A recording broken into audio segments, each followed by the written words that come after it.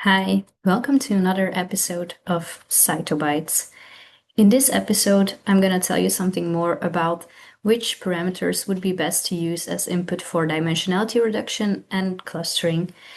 Now, this goes for both dimensionality reduction and clustering, but in this case, I will just focus on clustering and show you some examples of that. So first, a short recap. If you've already listened to Jeff's video on what the difference is between dimensionality reduction and clustering, you might have heard this already, but just a short recap here.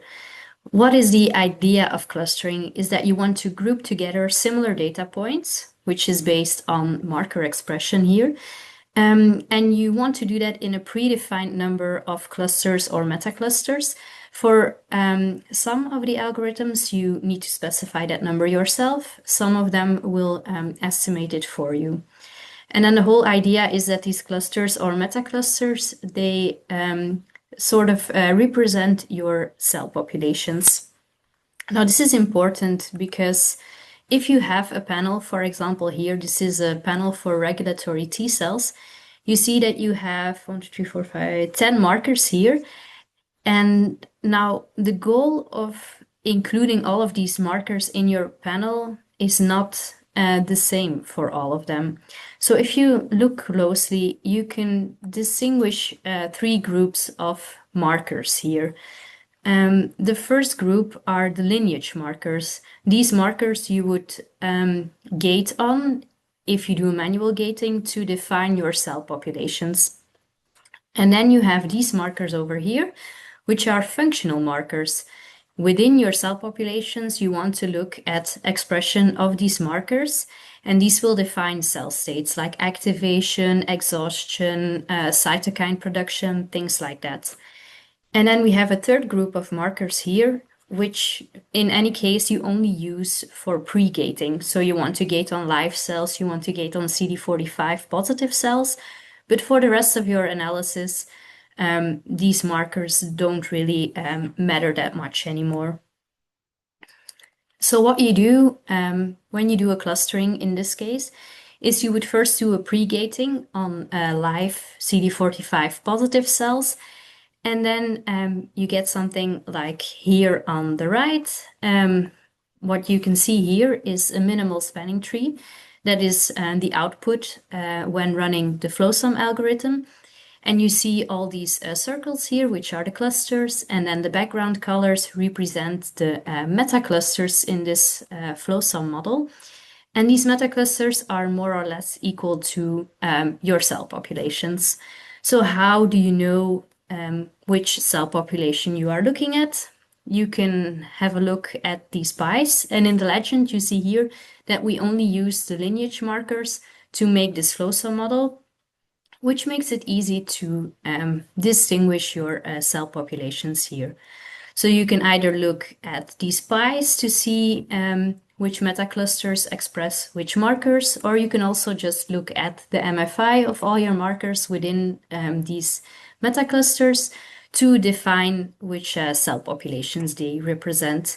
So you see here that at the top we have T cells, CD4 and CD8, we have some B cells, myeloid cells, and so on. So based on these lineage markers, you are able to define your cell populations. But what do you do then with your functional markers? What is the goal of including those and not using them for clustering? Well, on this minimal spanning tree here, you can also show the percentage, in this case, of PD-1 positive cells. And then you can see here, if you compare the control to time point 1 of a patient in this case, you see that at time point 1 you have a lot more PD-1 positive T cells, because if you remember from the previous slides, the T cells, they were here at the top. Another thing that you can do is put this percentage PD-1 positive cells in a heat map, and then you can also have the control time point and then different time points, and you can see how the percentage PD-1 positive cells evolves over time within all your different cell populations that you defined through the clustering. Now, this is not just for percentages, positive cells, but you can also do it for MFIs, for example. Another thing that you can also include in your clustering is your scatter parameters. If you think that, for example, site scatter is very important for your specific type of cells to identify them with the clustering, then you can also include the scatter in the clustering. One thing to keep in mind there is that scaling is very important, and I'll show you an example of that. So this is a minimal spanning tree that you get if you nicely scale all your fluorescent channels, but you forget to scale your side scatter channel.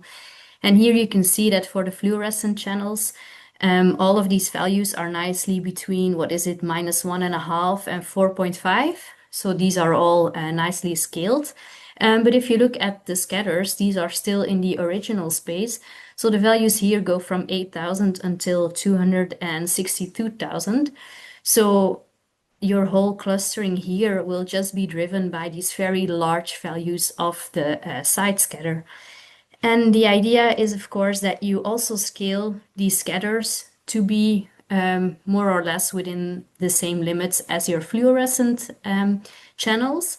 And then you can also take along these scatters in your clustering. And you see that you get a nice minimal spanning tree over here if your scatter is scaled as well. The same thing goes for imaging parameters. There, the scaling is also very important if you want to use these for clustering. And another thing here is that you have to be mindful of correlated features. For example, if you have size and total intensity in your imaging features, these will be highly correlated. And if you include both of these correlated features in your clustering will be highly driven by these as compared to the other features. So because you have so many features in imaging, you need to be mindful of correlated features there as well. Okay, that was it for this episode of Cytobytes. Thank you for listening and stay tuned for more episodes. Bye.